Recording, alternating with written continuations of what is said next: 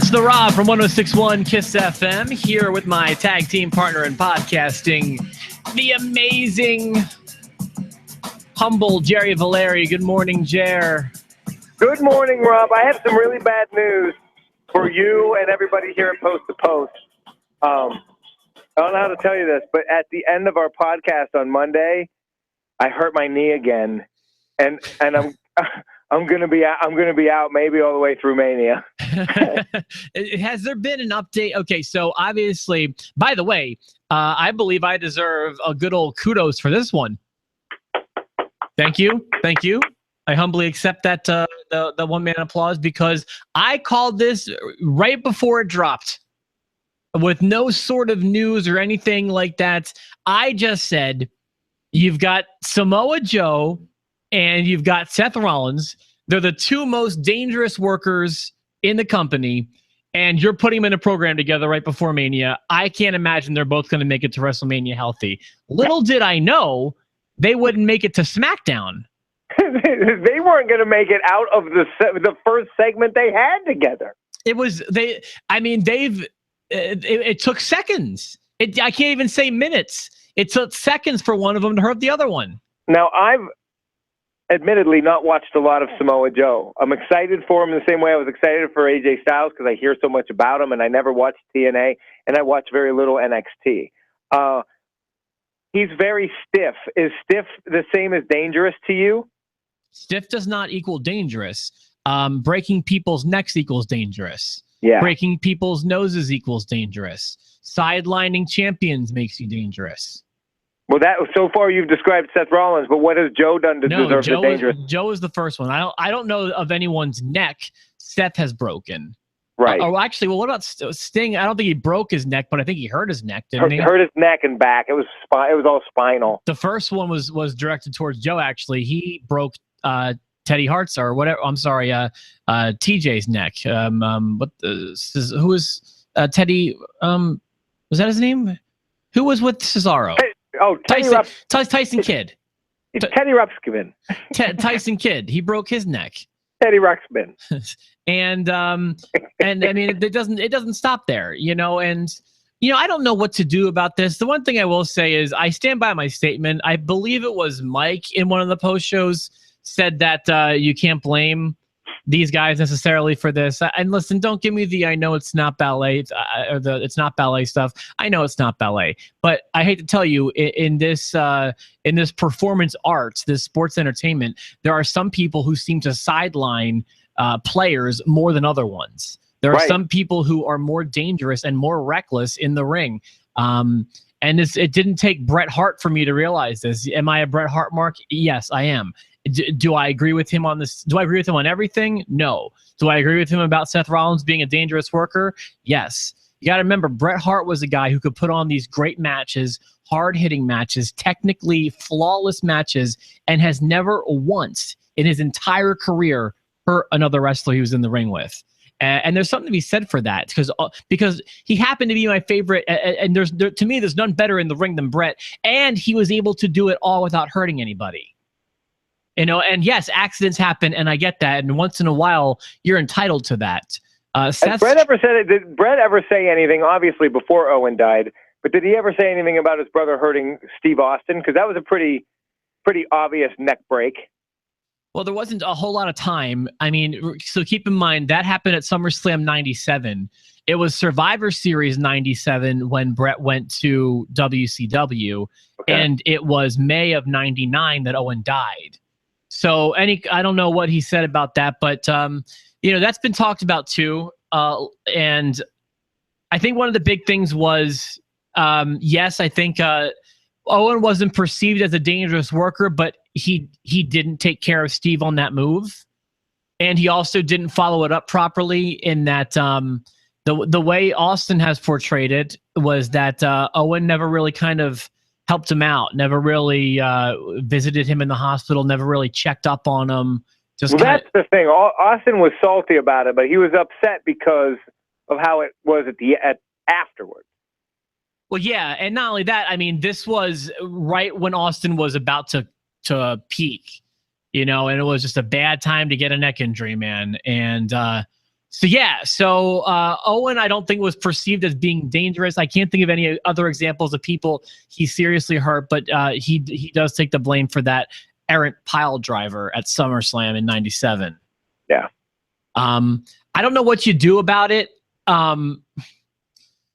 Because I don't think, I mean, like, I don't know that they should be fired, but I mean, I don't know what you do. Well, you can't do anything to Rollins. He's one of the top guys in the company. I think that they changed their moveset. They blame the moveset a little bit. With Rollins, they took away the curb stomp.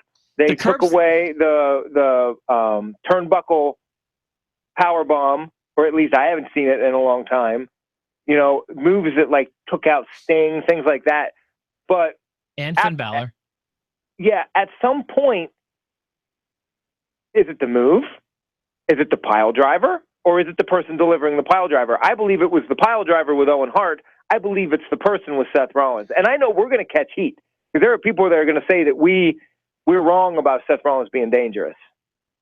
Yeah, there are people that are going to say that, and everyone's got their own opinion. There just seems to be a recurring theme.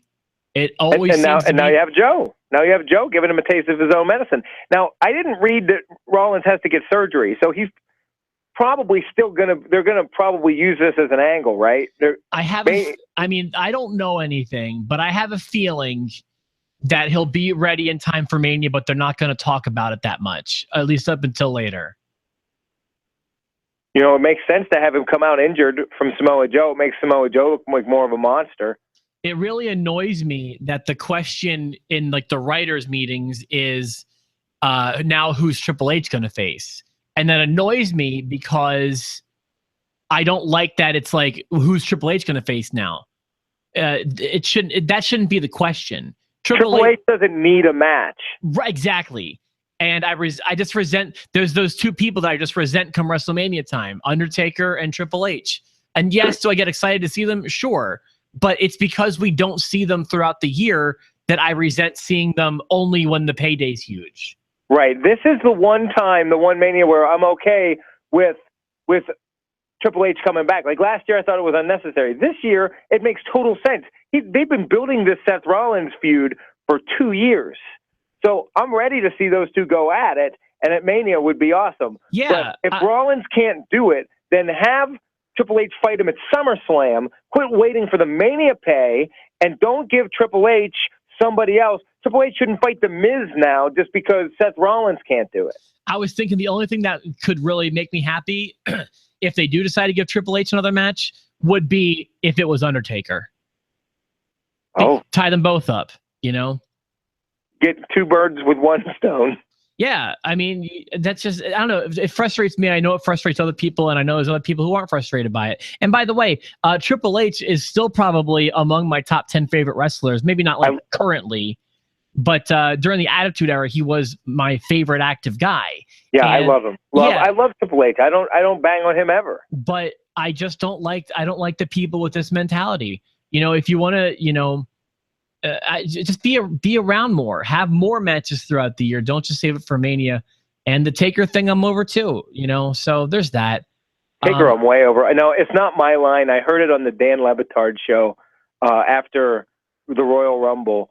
The one guy on Dan Le Batard's Stugatz, he's doing this weekend sports recap, and he was like, "Whoa, Undertaker, I love you, bro, but it's time to be done." I mean, those were the real SAG awards. Like I thought that. I thought that was a great line because he didn't look good at all after 2 minutes in the ring. I do not think this will be Undertaker's retirement Mania.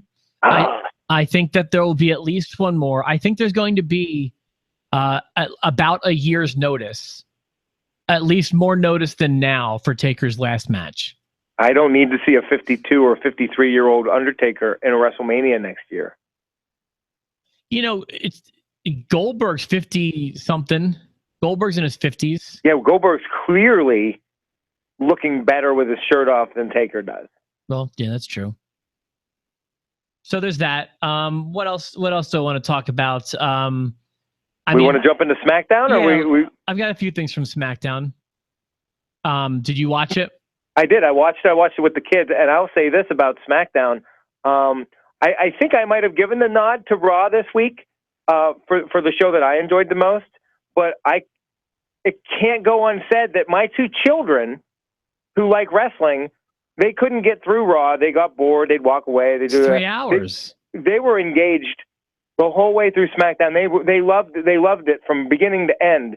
It helps that my son's a John Cena nut. But my daughter really liked it, and they liked the women's match with Alexa Bliss and Mickie James in it. It's pretty good. The only time that it got boring, really boring for me during SmackDown, was when the kids were like, well, wait, don't fast forward. We like the Lucha Dragon. I want to watch the Lucha Dragon. I was like, here's what's going to happen. Kalisto's going to come out. He's going to fight Dolph Ziggler. Dolph Ziggler is going to beat him. Then Dolph Ziggler is going to act like he's leaving the ring. Then Dolph Ziggler is going to attack Kalisto. And then Apollo Crews is going to come out and chase Dolph Ziggler away. And they're like, how do you know? And I think, because they do it every week. And then it happened. Exactly like I said.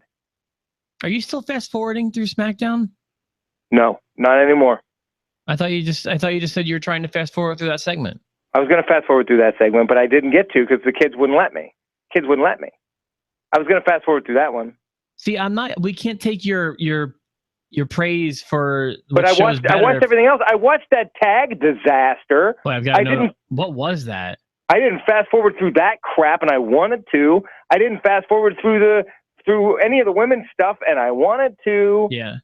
Okay, I wanted to. I like Alexa Bliss. She's one of my favorite women on the entire roster of both shows. I really don't like Mickie James, though. Mickie James doesn't bother me. Naomi bothers me. Yeah, she's bothering me. I don't even know what it is about her. I just feel like her entrance, while it was cute once or twice, I don't know. It's just like, it's something about it screams lame to me. The entrance doesn't bother me. It's everything else afterwards that bothers me. And her on the mic's terrible. Becky Lynch, I'm over her. I am. It's going to sound awful, but it's all because of how she talks. I can't do it. I understand that. I knew that was what it was. I can't do it. AJ Styles and Dean Ambrose. I mean, that's an okay main event. Whatever. The one thing I like. It's another big rematch. Big rematch. The only thing I really love. I like the opening segment. I thought for storytelling wise, that tag match at the beginning was good. I enjoyed it, and something that WWE hasn't done in a while. I like how instead of teasing and having qualifying matches and blah, blah, blah, blah, blah, who's going to be in the Elimination Chamber, they just started the show and they told us who was in it. That's a good point. That's a good point. They told us who was in it. This is who's in it. Good. Perfect. Yeah, no, that doesn't, well, they probably did that because they don't have time to qualify. It's 2 weeks away. And I don't have any problem with anyone that they put in it. Who is it all again? I know Bray's in it. I know AJ's in it. Cena's in it. Ambrose is in it. Who am I missing? Miz and Corbin. That's good. Yeah, I think that's good. I'm okay with it. And they had Corbin end the show being the big dog. He's never going to win the Elimination Chamber. This is John Cena's time to be champion or to win it for the 17th time at Mania. Baron Corbin does not factor in right now, but I like that they're giving him a push. Yeah, he's still kind of visible, even though he's probably not going to be playing a big part with Cena, at least until after Mania. There was one thing about the opening segment that bothered me, though. It's kind of like one of those things that you can lump into things that happen a lot in wrestling that make no sense, that bother me.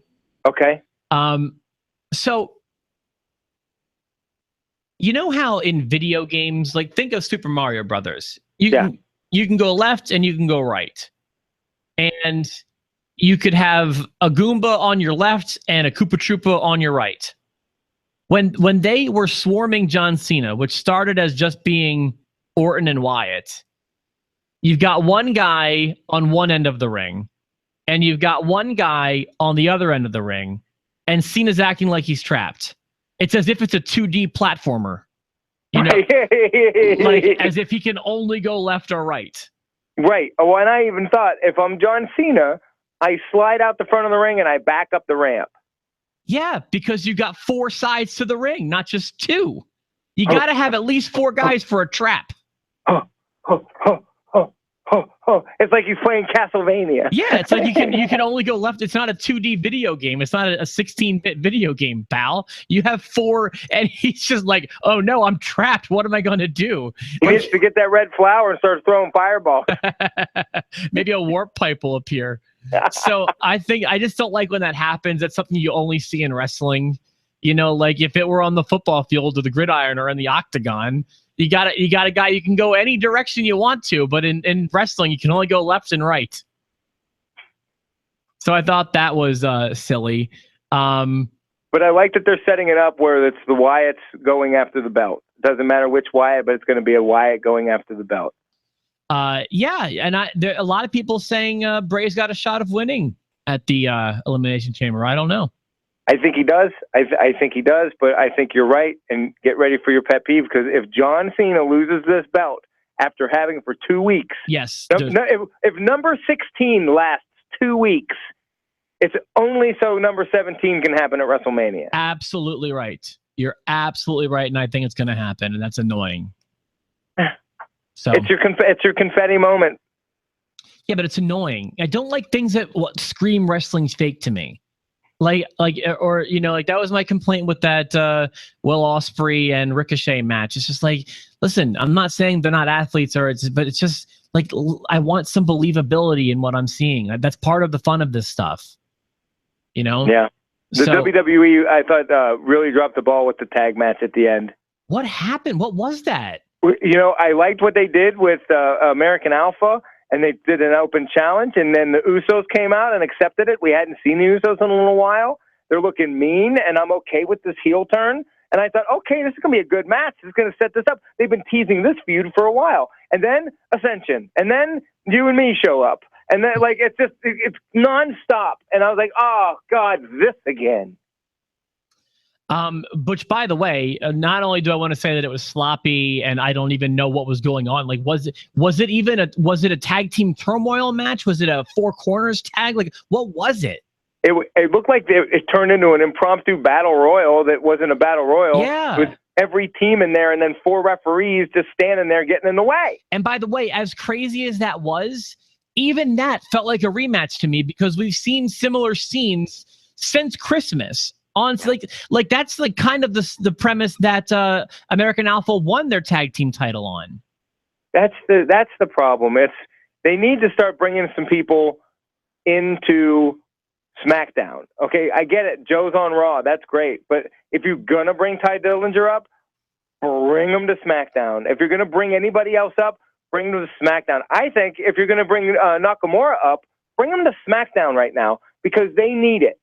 They need more main eventers. They need more mid cards. They need more something, because you're right. It's getting out of hand with all of the rematches.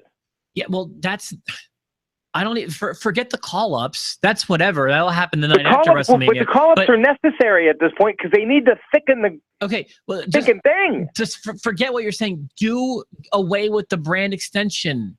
Like that's what you can still have all of the same angles and all of the same. You can have it without the brand extension, without the exclusivity to the shows. Be serious. I know it's not going to happen, but I'm telling you, that's what they need. Like, you can do it without it. I'm just telling you can. Be serious. Be serious how? As in what? What are you saying? It's never going to happen. You keep saying end of brand extension. They're never going to do it, not for at least 2 years. No, I get that. Trust me, I understand that, but it doesn't mean it's wrong. No, it's not wrong. Just be serious. I am trying to be serious. I am being serious. I thought. Did you have a line of the night? I do, yeah. Yeah, here, I'll give it to you. It's actually, I have like a cluster of lines of the night, because it's almost seemed like they were writing for us last night. There was one segment that was just producing line after line after line. Oh, I bet it was the Ellsworth segment. Yeah, so I wrote down just a bunch of things. I treated it as one quote, although it was not like consecutive lines. Well, when you say my line of the night, I'll let you know, because I'm sure it's in here. Here we go. This is in regards to the Delilah Dawson segment with Carmella or Ellsworth or whatever you want to call them. Yeah. Every one of these were words from JBL's mouth And like I said, I'm picking and choosing lines here, but I'll string it together into one quote. All right, JBL says, quote, Delilah Dawson looks like a cross between Rey Mysterio and a Smurf. That was my line of the night. Oh, really? Yeah. Okay, that was a good line. I'm just getting started because I got a whole paragraph here. Go for it. Delilah Dawson looks like a cross between Rey Mysterio and a Smurf. Ellsworth should be dating the blue thing. He tells Mauro Ranallo, quote, "You're calling this match seriously? What the heck is wrong with you? It's like you're watching Cena versus AJ at the Royal Rumble, a freaking classic. We got a blue thing with some little slug, a turtle without his shell out there dressed in bling." And everything about that made me happy. I also like the subtle. Soon as Ellsworth's music hits, he doesn't even come out, and JBL goes, "I'm gonna be sick." Like, he can't even handle it. I love it. I feel like James Ellsworth should be very thankful he's not in the Attitude Era, because people like Bradshaw and Hardcore Holly and maybe even like Benoit, they would be bullying him like crazy. Would they? Absolutely. And how so in the back? Like picking on him, pranks and stuff? Absolutely. Yes. Absolutely. Was Benoit a bully too? Less so than the other two. I would say in order, JBL is known for being the worst, followed by Hardcore Holly. Benoit was known to give it to guys, not really for being a bully, but like there's some stories about the Miz. Miz has some stories about Benoit bullying him, and like one time Miz ate food over someone's bag and he thought it was disrespectful, so he made Miz do like 400 stomach crunches and like locked him out of the catering room, and 400 squats, or I don't know, stories like that. But and even on the Chris Benoit Memorial Show, which is strange to think of now, but they're on the Monday after Chris died, before we knew it was a whole double murder suicide deal, their Raw was a huge tribute to him. And by the way, you're locked out, now you're back. And Triple H told a story about Benoit making some new recruit felt disrespected. He thought that one of the new recruits was disrespectful to a veteran or something, and he made the guy do 400 squats. And especially looking back on that now, it's like I can't believe he told that story, but still it's at a memorial for the guy. But that was a different time. Now bully is a really bad word, and everyone's a bully. And he doesn't have the same atmosphere that guys in the late 90s had to deal with. Yeah, he would get crushed. He would get Blue Meanied for sure. Yeah, Blue Meanie is a great example of a bully victim from JBL. I even have I know people in my personal life that have experienced being bullied by JBL that didn't make it to the main roster or anything, but just spent time with him in like training camps and like OVW or whatever, and he was a bully. It's just all there is to it. And so he was at OVW for a while, JBL? Yeah, he was like working on coming back. This was like before his like his title run, when he came back as JBL. But yeah. So like between Acolyte and Mr. Millionaire Money Stock Market guy. Like in between the APA thing. Yeah, correct. And and they try to deny it. And I read Bob's book. I loved Bob Holly's book. He tries to come off like he wasn't a bully, but I've heard the stories, and I just, I believe what I believe. Yeah, and I don't, it makes me like JBL less. It really does. Me too. And I'm not the millennial. I don't overuse the word bully. I think bullying is an unfortunate fact of life, but something we need to prepare kids more for, and also work out of the kids.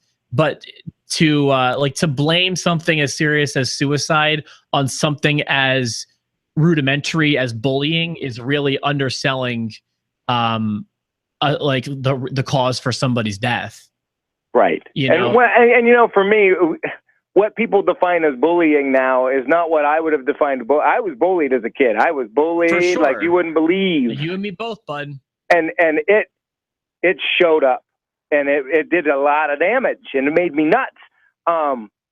some of the things that people say, that's bullying. I'm like, but is it though? Because I would gladly have traded.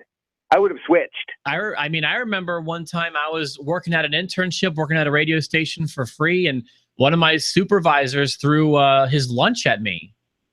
He sent me out to get lunch, to pick up lunch for him.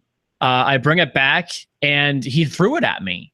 What kind of a son of a gun would do such a thing? I mean, it was a terrible experience. It scarred me, and people today. I don't want to seem insensitive when we talk about the bullying. It was me, by the way. I threw the sandwich. I threw Arby's at you. I'm sorry. It was Wendy's, but yeah. I'm so mad. And I didn't even do anything, but well, that's another story for another day.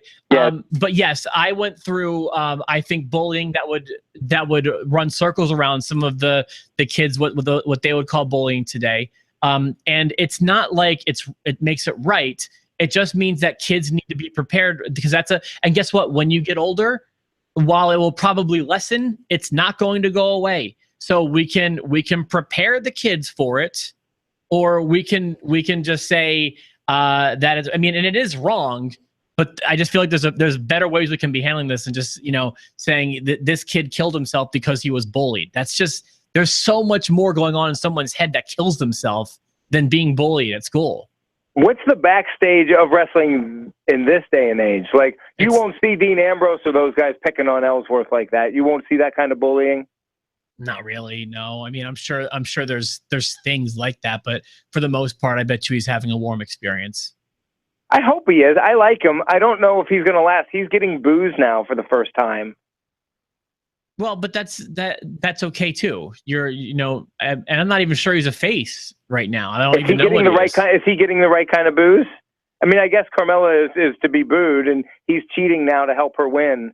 But I worry about him. He's very fringe. Like, they can either make him do really well in this role, or he'll be gone. And it seems very fickle to me. It could go either way. Yeah. So I don't know. And obviously all the stuff I know is just, secondhand stuff, but for some reason the walls in wrestling are very thin and everything seems to get out, and it's never wrong. It's just always right. Well, we watched Perry Saturn talk about beating up whoever the heck in the middle of a match. Yeah, that was what got Perry fired from WWE. He went hard, but at least he was trying to show a guy a lesson who at least hurt him or something. Hurt him. Yeah, it wasn't like bullying, like teach a lesson like JBL did with Blue Meanie. That was out of control. Yeah, that kind of stuff drives me crazy. Like at least with Saturn, the guy almost hurt Perry for real. And Bob Holly used to do that too. He'd take it into the ring and he'd beat you in the ring where you couldn't do anything about it. Mm-hmm. Yeah, exactly. That to me, it's just not cool. But I do recommend that book. That book was awesome. Bob Holly's? Bob Holly's got. You wouldn't think he does, but his book is excellent. Okay, it's excellent. All right, man. You got anything else? I just want to mention that while I did like the Ambrose AJ match, they even said at the beginning of the show this match was born out of being a rematch from the match that Ellsworth interfered with. It just felt like a rerun, kind of, except for this time Cena was holding a belt. Yeah, and this time, for the first time in weeks, I give Raw the better show. Yeah, I've been maintaining Raw's been the better show, but slightly. SmackDown's doing great, but you had Joe's debut, if nothing else. I think that outdid much on SmackDown. Joe's debut / Seth Rollins' injury. Well, yeah, we didn't know that at the time. So, but either way, I thought Raw was the better show personally this week. So we're done with the podcast until Monday, unless we find out Seth Rollins is injured. We're done. We're done another 9 months, or does it not even matter? We're done until Tuesday. Unless something crazy happens. Right. So what was your question? For some reason I thought Elimination Chamber was this week. It's the Super Bowl this week. My bad. Yeah. Then the next week is Elimination Chamber. God, it's so fast. Will your wife let you watch? Probably not. Okay, sure. Probably not, but I'm going to go Samoa Joe on her. I'm going to start working stiff. Before this gets crazy, I'm going to play the theme song and get us out of here. If that's okay with you. Hey, turnbuckle power bomb. Thanks again. And a curb stomp. Thanks again for your help, bud. For myself, the Rob, and my tag team partner in podcasting, Jerry Valeri. Thank you so much for being here. We'll be back again on Tuesday with a fresh episode of Post to Post. See you then. I'll be JBL. She can be the Blue Meanie. He's going to be Perry Saturn. She's going to be Mike Bell.